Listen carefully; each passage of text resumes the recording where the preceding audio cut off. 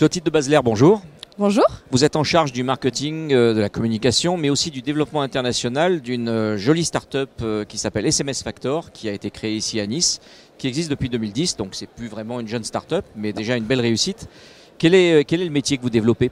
Alors aujourd'hui, nous en fait, ce qu'on propose, c'est une plateforme d'envoi de SMS, donc aussi bien du SMS marketing que du SMS de notification, ce qu'on appelle le SMS d'alerte, et on propose également une API en fait qui permet d'intégrer le SMS dans n'importe quel logiciel, site internet ou application.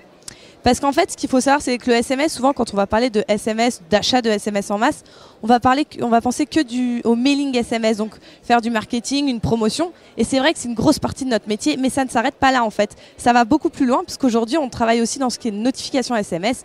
Et la notification SMS, on l'aime bien, parce que ça va être le rappel de votre médecin, ça va être vous avez reçu votre colis. On travaille aussi, par exemple, avec les pompiers pour géolocaliser des victimes qui sont perdues, qui ne savent plus où elles sont. Et en fait, on leur envoie un SMS, ils appuient sur le SMS et ça les géolocalise et ça permet donc d'aller les chercher au plus près. Et donc ça, on travaille sur ça par exemple. Ce qui veut dire que vous avez des clients, c'est très très vaste finalement. C'est pas seulement les entreprises, mais c'est également donc les services publics, les collectivités. Tout le monde peut utiliser ce type de service. Exactement. En fait, nous, notre devise, c'est dites-moi ce que vous faites et je vous dirai comment le SMS peut vous aider. Que ce soit pour votre association sportive, par exemple, c'est pareil. On a des membres, on va avoir une annulation ou autre. Et ben, grâce au SMS, on va pouvoir prévenir, il fait mauvais, c'est annulé. En fait, c'est quelque chose de très simple, très rapide. En moins de 5 minutes, vous allez mettre votre fichier, vous allez envoyer votre message, par exemple. Donc, c'est vraiment un outil qui est génial et qui révolutionne le monde, en fait. Les coûts restent raisonnables ? Tout à fait, oui, puisqu'aujourd'hui, un SMS... Par exemple, pour 1000 SMS, on va compter environ 70 €. Donc c'est quelque chose qui est vraiment peu cher. Et souvent, on a une image de quelque chose de très compliqué, ça va être très cher parce que c'est moderne. Et non, en fait, c'est très simple et c'est pas cher. Mais on voit une vraie révolution aujourd'hui quand même en France, qu'aujourd'hui, on a de plus en plus de personnes qui vont venir d'elles-mêmes. Et par exemple, nous, sur notre plateforme, n'importe qui est capable en moins d'une demi-heure, vraiment moins d'une demi-heure, de savoir se servir de la plateforme et d'envoyer son mailing SMS. Alors on est tous un peu assaillis sur les boîtes mail par le fameux spam. Quel est le taux d'ouverture d'un SMS ? C'est très très largement supérieur. Je crois qu'on parle de 97% de... Exactement. En fait, on ne peut pas vraiment avoir le taux d'ouverture en réalité, puisqu'un SMS, contrairement à un mail, on ne peut pas savoir s'il a été ouvert. Sauf que pour le supprimer, il faut l'ouvrir. Donc tout simplement, on est parti de ce principe-là. Donc effectivement, 97%. Et on a aussi 40% de taux de rétention de l'information. Alors un mail, ça va être 1 à 2%. Et puis par exemple, petit chiffre tout simple, vous recevez en moyenne 416 mails marketing par mois. Ça c'est énorme.